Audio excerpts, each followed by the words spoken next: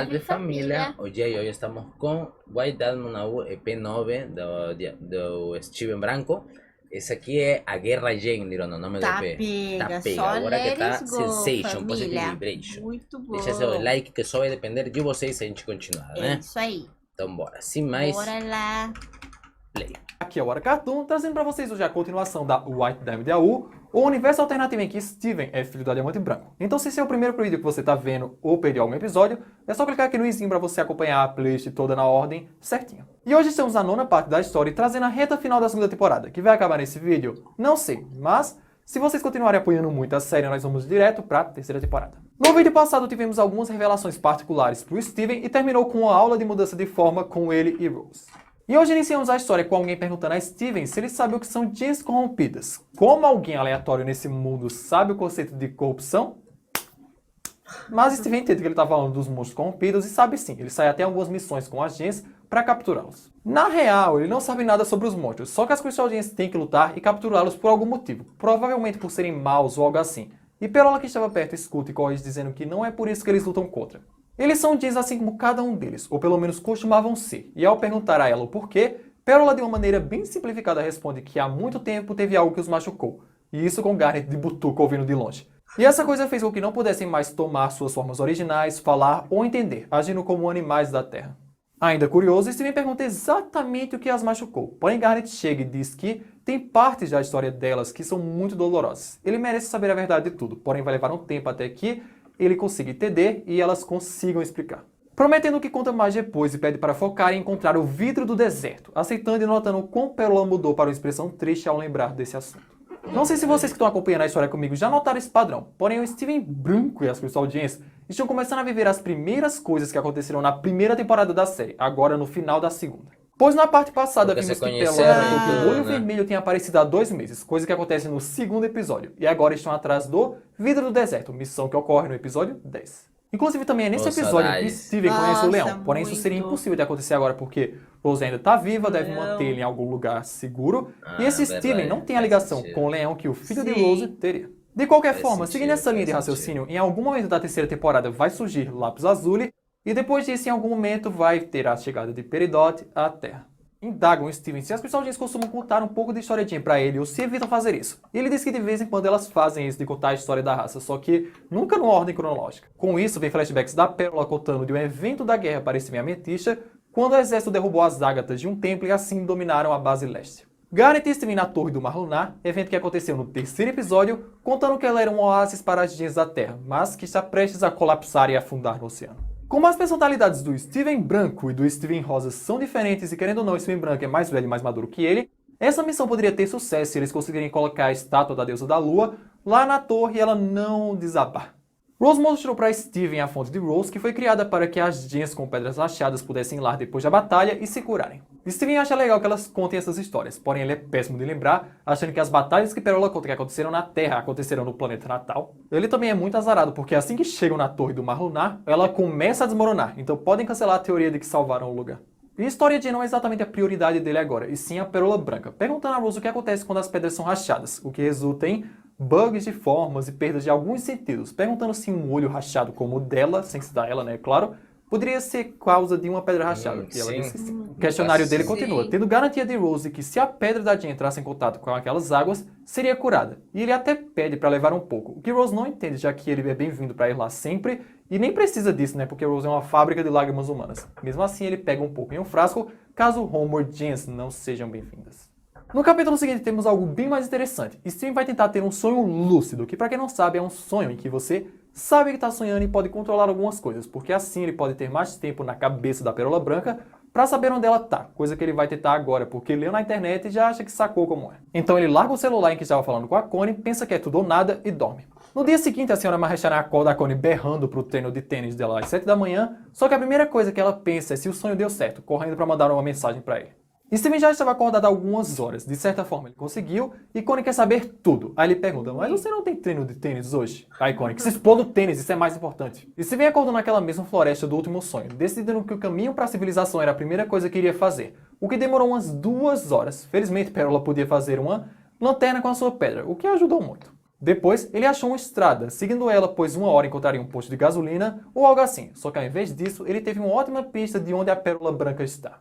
Lembram daquele mapa dos Estados Unidos desse mundo que eu mostrei para vocês nas primeiras partes dessa história?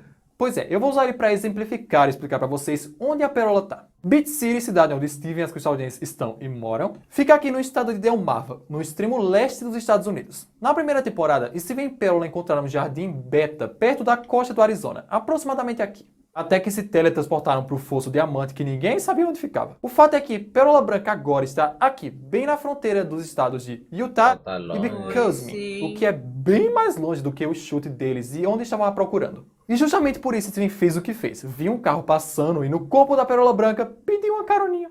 Connie fica, Steven, você tá maluco? Só que a justificativa dele até que foi boa, porque ele tá no corpo dela e sabe que ela não pode usar transformadores. Então, ficaria inviável ele procurar por um, e também estava muito longe da floresta onde eles estavam procurando. Então, pedir uma carona não foi uma ideia tão mal. Steven e Pérola pegam uma carona com um cara barbudo, e ele só consegue controlá-la enquanto está de noite, sendo bem previsível o que aconteceria ela pegando carona sem estar sob o controle dele. Então a única coisa que ele pôde fazer foi pegar um lápis piloto que tinha no carro e escrever no antebraço dela, Beach City, esperando que ela entenda a mensagem que ele deixou e torcendo para que ela queira vê-lo tanto quanto ele quer vê-la.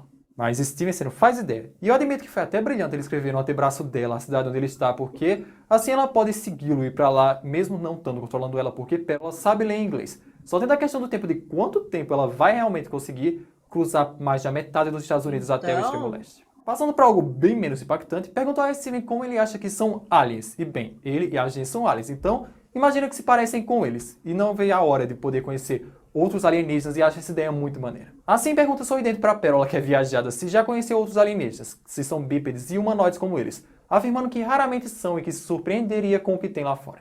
Ela conta que alguns são pequenos como a bactéria e outros grandes como o ecossistema inteiro, existindo uma diversidade infinita além das estrelas. O deixando ainda mais vibrante com a ideia dele ser um alien e conhecer as maravilhas do universo, querendo saber de todos os aliens, suas culturas, tecnologias e etc. O que deixa Pérola com uma cara bem culpada e Garnet vai explicar para ele que seria meio difícil, não por eles serem raças hostis, mas sim porque todas as raças em que Gens entraram em contato se foram, um eufemismo para não dizer que foram obliteradas, dizimadas ou extintas. Na praia onde eles procuravam a pedra de uma Jen que havia pufado e a ametista vida de sereia aproveitava a água, elas ficam muito tristes e dizem apenas que o planeta natal os destruiu. Com isso em si entendeu o porquê. Sabe que as Gens do planeta natal são más, mas pra que isso? Garnet conta que todo o planeta que as Gens visitam tem sua vida original toda varrida, então é terraformado e assim podem colonizá-lo. Teria acontecido o mesmo com a Terra se Rose não tivesse se rebelado e formado as Crystal Gems, parando de falar porque ia ser interrompida. E a pequena ametista emerge com a pedra que ela achou presa entre as algas. Garnet continua e diz que tá na hora dele falar com a Rose, porque ela começou a guerra, então vai saber explicar melhor do que ninguém, já que ele tem tantas dúvidas. E incrível que o capítulo seguinte é exatamente ele indo perguntar a ela. Ai, só porque é o final da temporada, senhores, só porque é o final. A única coisa que Steven sabe sobre a guerra que aconteceu há muito tempo, as Crystal Gems lutaram para proteger a raça humana, só que agora tem esses das Gems colonizarem planetas. Então pra que isso? Toda vez que ele vai perguntar a Pérola, Garnet, elas evitam falar do assunto ou mandam perguntar a Rose. E agora ele quer saber disso, porque a Amethyst também não sabe. Rose diz que isso é porque ele ama muito os humanos e a Terra. Todas elas estavam ansiosas para ensiná-la a usar sua pedra, seus poderes, sua arma e a história delas. Mas se soubesse de alguns pontos da história, talvez não quisesse mais fazer parte daquilo. Engraçado que ele foi ter essa conversa no quarto dela, então ela cria um sofá de nuvem e pede para ele se sentar. Ele pergunta se elas mataram mesmo todos aqueles aliens e se são tão más quanto a Garnet diz ser.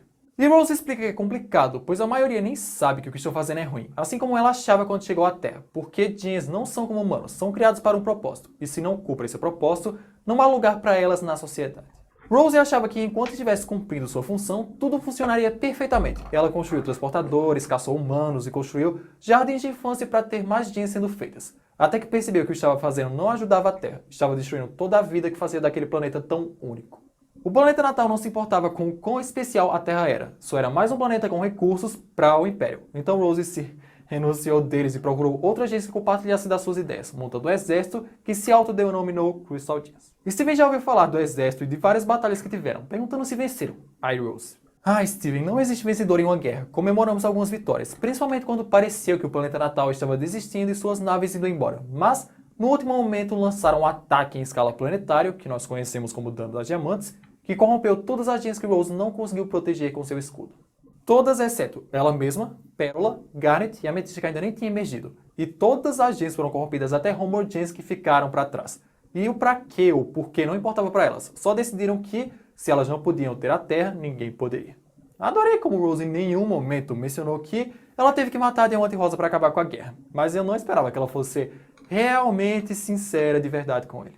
Steven notou que Rose falou elas, ao invés de se referir como a raça de no todo, e ao perguntar quem são elas, Rose diz as Diamantes, as líderes do planeta natal, que na hora fazem Steven ter flashes de quando ele ficou preso com a Pérola Branca em meio a vários murais, que a Pérola fez um gesto falando Diamante, algo que involuntariamente ele repete como ela ensinou, assustando muito Rose e ele inventando a desculpa de que foi algo que ele viu na TV.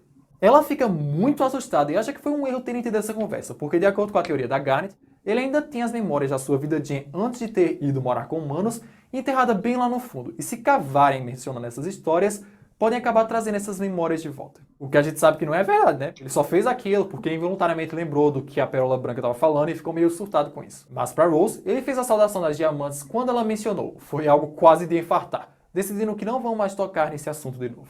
Enquanto olhava o Tumblr na ligação com a Connie, perguntaram a qual é a Jean que ele se sente mais conectado para conversar. Aí Connie responde, é com a Rose. Mas Steven a corrige dizendo que costumava ser, mas depois da conversa que tiveram ela ficou muito estranha com ele, o evitando e provavelmente deve odiá-la agora. Ele também não pode confiar muito em Pérola ou Garnet por serem super leais a Rose, e ele não vem tendo nenhum sonho com a Pérola Branca porque não tem nem conseguido dormir esses dias, estando com a voz péssima. O Steven tá só a caca depois da conversa. Connie tem certeza que ela chegará em Beat City com o recado que ela deixou, e acha que ele deveria contar a Jean sobre isso, porque já guardou o segredo por tempo demais. Do nada, a Amethysta surge no quarto de uma daquelas poças que são conectadas com o quarto da Garnet, trazendo a bolha da centípoda com o plano de soltá-la, assustar o Steven, quebrar umas coisas e ela aparecer para salvar o dia, deixando até o casaco dele na sala das bolhas para que acharem que foi ele que pegou.